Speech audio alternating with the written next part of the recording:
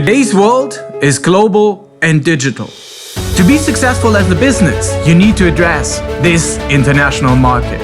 In this video series, I'll show you how to compete with global players and bring your business to the next level by going international.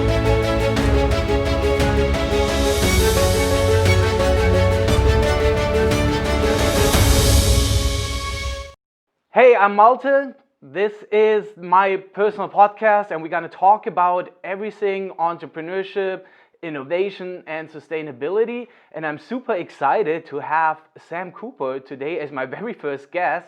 And Sam is the brain behind an amazing innovation design in plush, squishable. You guys do something amazing. Like, this is the panda you once gave me. Yay! I love it. I love you guys' stuff so much. So let's talk about a little bit that. But how is New York? How are you? Okay. New York is, strong New York, typical. We're all doing, the best that we can. I actually got sick myself weeks ago. Really? Did you catch the COVID? No. Mm-hmm. So, glad to have that over. It is not fun. I can tell you firsthand, my husband and I both got pretty sick, but all good now. And you guys were sick at the same time? Yeah. One of us gave it to the other, more than likely. I think it was too hard to avoid. So, but yeah, it's you're definitely feeling it still here up where we are, for sure. But we still have this 7 o'clock every night at 7 o'clock. Everybody is clapping for the healthcare frontline workers. It's really cool. So that's awesome. That's awesome. Yeah, they had that here in downtown San Diego too. I think it's like 7 or 8. I'm a little bit outside of downtown, more like by the beach. But down there's like every night still doing for the first responders. And I think a couple of days ago they had that Thunderbird flyover. Yep, they did that here too. Really, really historical, Yeah, it's crazy. I feel a little biased about the flyovers. I don't know. I feel like it's a little expensive to fuel up a jet like that. They say they have to do it anyway, but I know what you mean. Yeah. Well, gas is cheap on the plus. Apparently they're paying people now. They're paying people now to get rid of the oil, right? Like, there's so much oil production. Right. And that's just crazy. So how are you guys doing in the crisis? Like, how is Squishable? How has it been affecting you guys? Interesting. I mean, our wholesale customers stores are largely closed. A few things are slowly coming back, with curbside pickup and everything like that. But our pop-up retail locations have been closed. So we're hoping to open Hawaii. I think there goes my coffee maker. More coffee, please. We have Hawaii, I think, just is back on right now. They are doing curbside. But HQ, we're all based out of New York, and we have a DC satellite office, and our customer services in Michigan. So we're all working from home. So it's been very interesting. I have I think I counted 93 Squishables in my house right now. Oh my God! Wow. Living in a small city apartment, but we're making do. Zoom is a wonderful thing, and touch every single day, and I chat with my team, and we're still making some cool stuff through it all. Yeah. Have you done home office before at all, or was it just always mainly?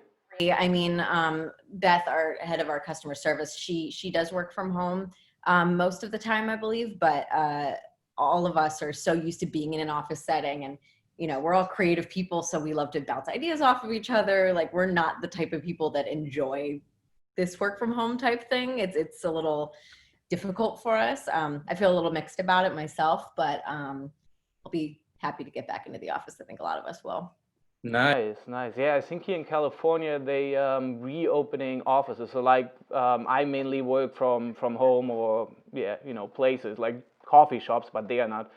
Well, actually, I think dine-in kind of starts, but I don't know how that affects coffee shops at this point. Yeah. yeah, I think we're still a ways off from that here, but I know, some places down south and everything are slowly opening up and doing that. The Midwest, I think too. So yeah, it'll be interesting. It'll be interesting. Yeah. Will be very interesting. And it's funny that you mentioned Hawaii. So we sent out a customer survey, right, to like retail partners the other day, and the first response we got like was a shop in Hawaii, and it was like, what are you guys gonna do? Curbside pickup and pretty much everything closed. No, no, no, no, no. It's like, oh, okay. But then, yeah, it's just interesting to see, like at different parts of the country there, they're just very different stages.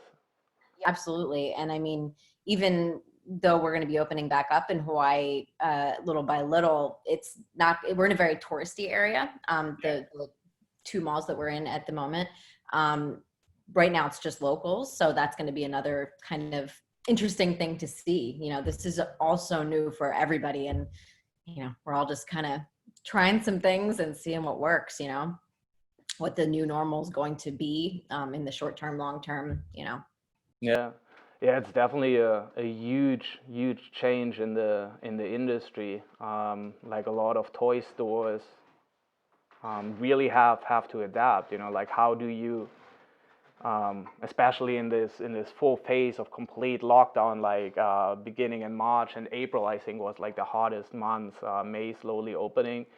But April is how do you operate a business model that kind of relies strongly on someone being in your store?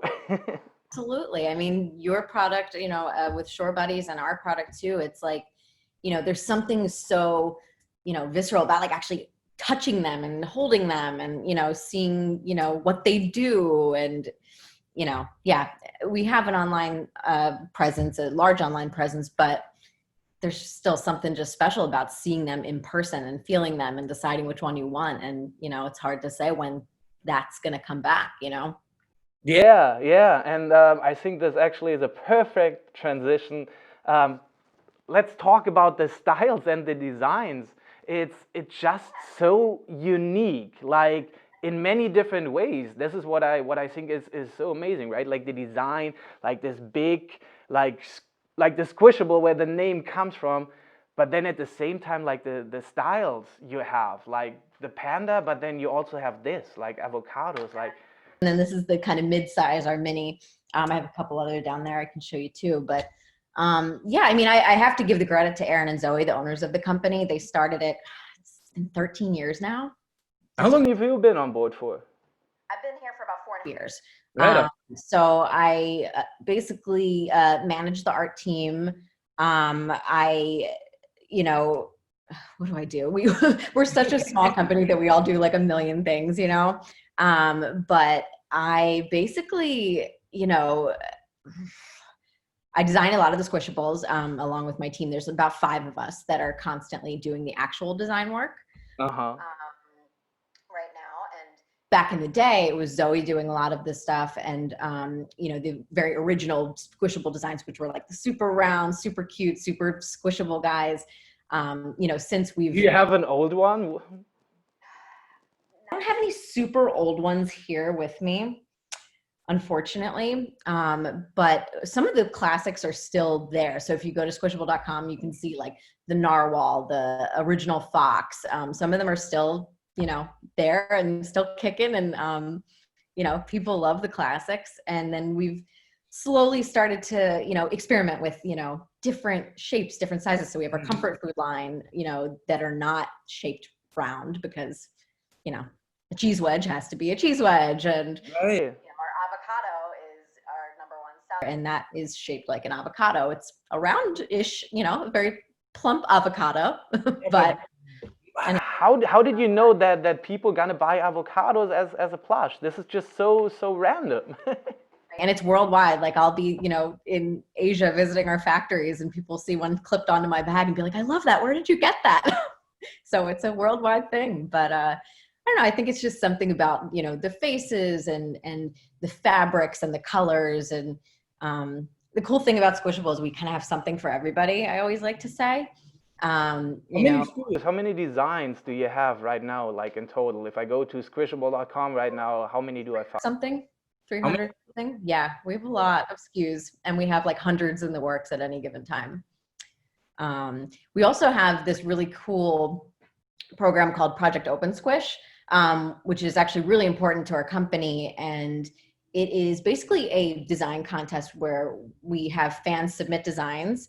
Right. And what do we do? It's once a month, 16 designs go up for voting.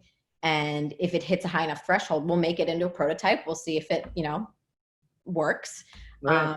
But we put their name on the tag, and we pay the designer and everything like that. And it's just like a nice network of artists and creatives kind of all working together. And back in the day, the Project Open Squish designs accounted for a lot more of the overall, but still some of our most popular designs are Project Open Squish. They come up with these, our designers are, fans designers. They come up with these amazing ideas, like the lunar lion, the more like kind of characters and things that we, wouldn't have thought to do. And it's really cool. It's a really neat way. That's very amazing. I feel like that's yeah, the companies, and especially now with the transitioning phase, I feel like we're in of because of COVID, not just being in COVID. I think like it's gonna change pretty much everything. Yeah. But I feel for a company, Company, it's very important to build this community around it, and really having this fan base and getting everyone involved. It's like brands nowadays, they give you all this big perspective. It's kind of like you feel safe and secure, and it's like someone is having my values, and I feel like understand, and how amazing it is for someone to have their design and then submitting it and seeing it become live. Yeah, I remember like when I received my first prototype, or every prototype comes, it's always just an amazing feeling seeing things coming to life. You're right. We always say when we're in the office and we get these huge boxes, it's like Christmas, we're like opening up a box, and like, it's the funniest thing to see which ones are perfect right away, which doesn't happen very often, which ones are great and need a few tweaks, and which ones are horrifying and scary. And we're like, how did this drawing turn into this? And it's a lot of fun, but it is very gratifying for sure to see something come from, paper to, fruition. Yeah. So in the avocado that comes from Project Open Squishable. It does. That's Katie Z. She's one of our most prominent open squish designers. She's done a bunch. I think she also did the pizza. There's a few others that are responsible that she's responsible for. So yeah, we loved it. We I think we actually golden ticketed that one. That's one where we as a design group Mhm. see what these things have, what designs have already run, and maybe it didn't hit a high enough threshold, but we looked at it and we were like, we want to make an avocado.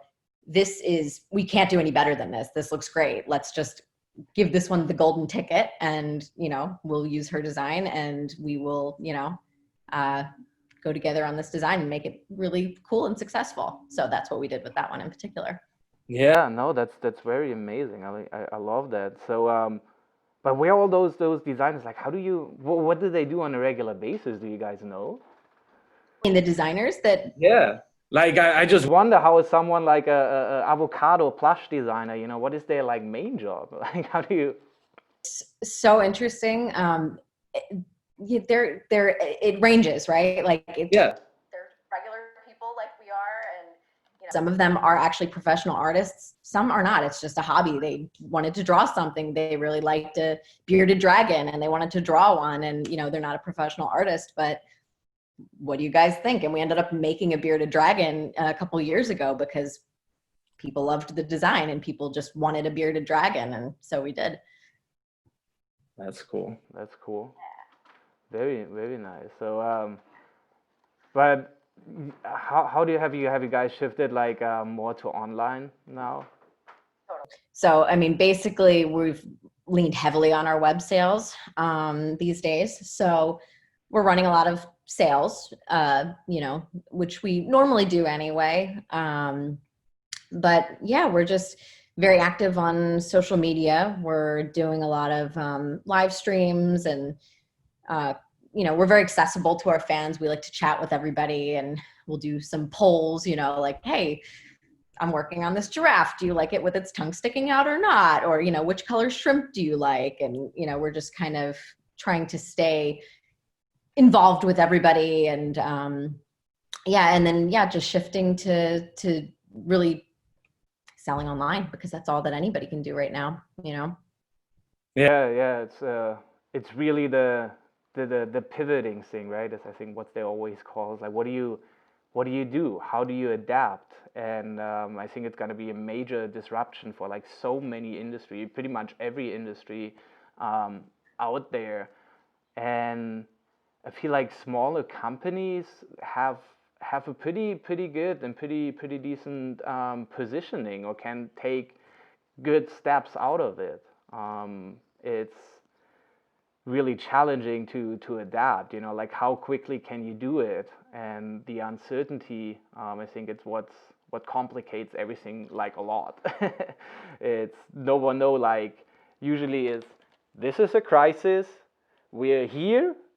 Once we are there, it's over. Right now we're in a crisis, and it's like walking through fog. Like you just don't know what is happening, how long we're gonna be there, and you don't know how that everyone calls it the new normal, but how will that look like? Like it's we're getting just a glimpse of it. It's like retail is opening, bars, restaurants are opening, but then everyone has to wear face masks, so it's The social distancing. And yeah, it's I mean, you're right about being a small company. We're at an advantage where, you know, Squishable was once a startup, and even now we're still, you know, fairly small in terms of, you know, these, you know, giant toy companies out there. And we always say none of us came from a toy background at all. Yeah, So that's amazing. Yeah, well, what did you do before Squishable? oh gosh, I was in point of purchase displays. So I was a graphic designer for, you know, the structural designers doing just displays, corrugate, permanent, whatever. And then I went into home decor design.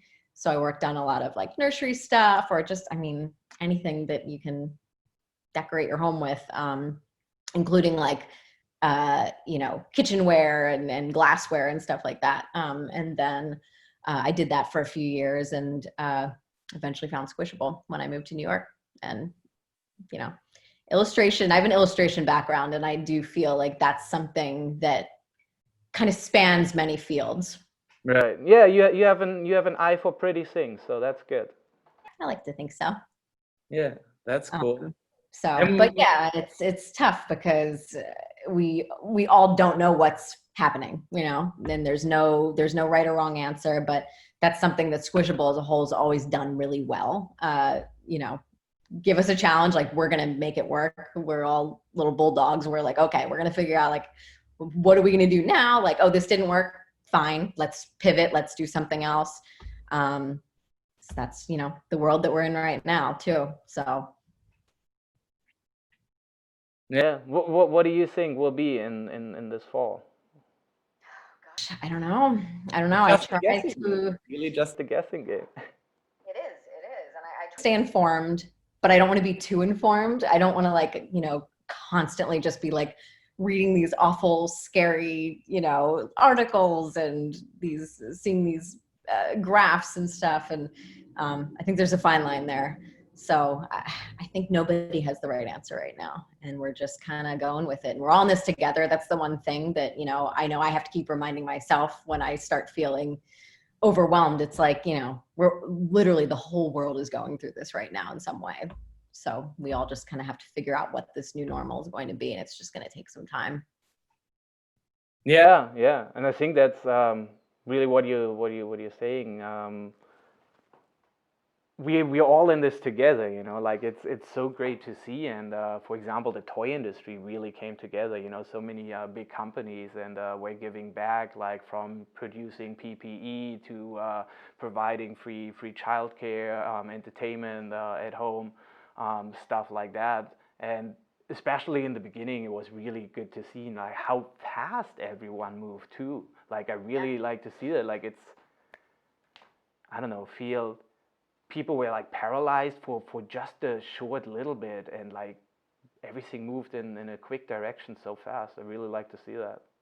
It's inspiring for sure. It's a beautiful thing to see in these like terrible, circumstances. It's really nice to see everybody band together. And I totally feel that about the toy industry for sure. Yeah. I think I'm trying to figure out, it was a New York Toy Fair or the Vegas Fair right after that. And I was Vegas actually. So, and I was talking to, at the Astra booth, right? There was Astra supposed to be in Orlando at the beginning of June. And yeah, right? We all miss each other not seeing it. We're all so excited. I know. Right? And It's interesting. So like, or just short excuse on that. Like with Orlando, actually, I was supposed to see Rayleigh, like coworker. Like she's been working with Shore Buddies for, I want to say 5 years now, and we have never met each other. And yeah, she's in Jacksonville now, so it was planned like when I go to Orlando, like, drive out to Jacksonville, finally see each other.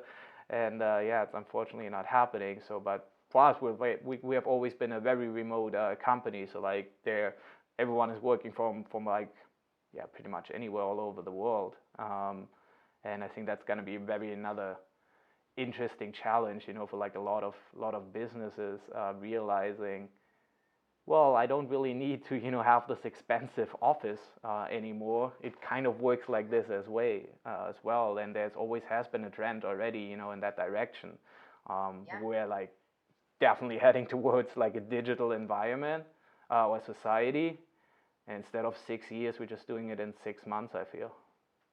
Yeah, we're kind of forced into it and have to figure it out really quickly. I know with, the upcoming trade shows for the toy industry that they're all kind of moving to this virtual platform and still working out all the kinks. It's like, okay, we're going to have this virtual show in a month, but not quite sure how we're going to do it yet. We're, figuring this out little by little. And, one of our sales director, actually, Kim, is on the Astra board. And so I know she's very into all those, planning conversations, and it's really interesting to see just the creativity and the things that people are trying to come up with to make this all work, because yeah, I think we're probably a ways off from having those standard conventions and trade shows again in the way that we know them, at least.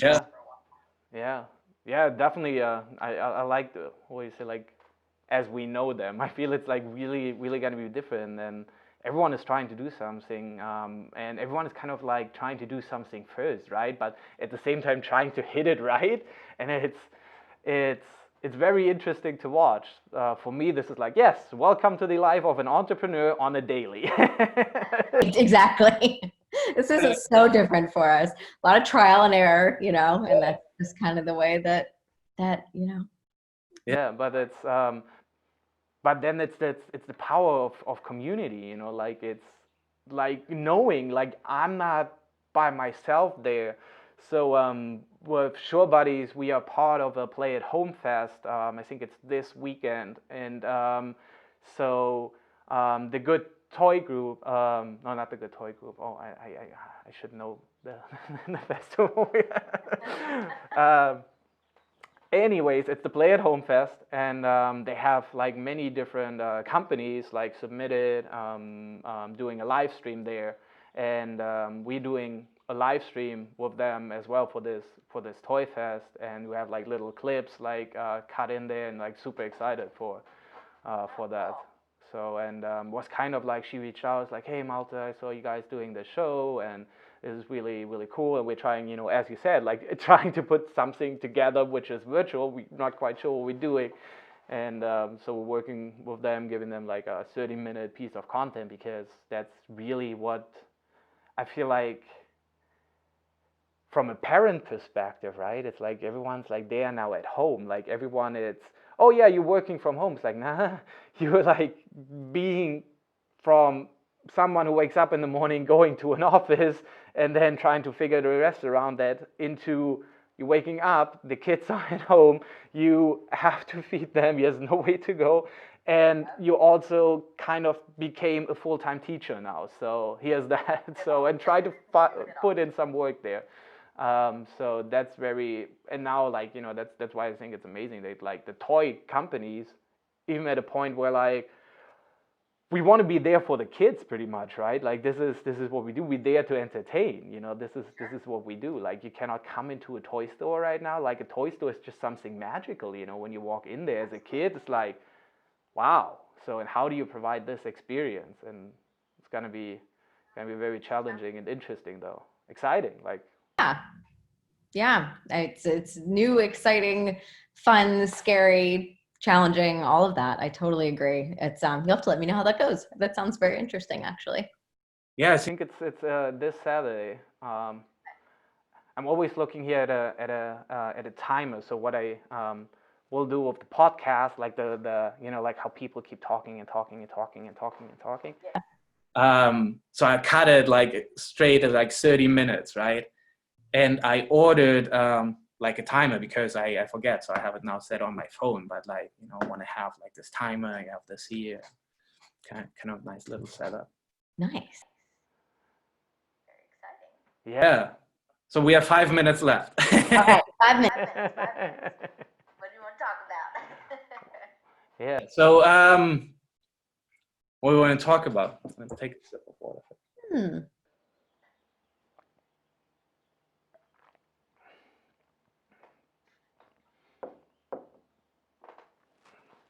Show you something here, actually.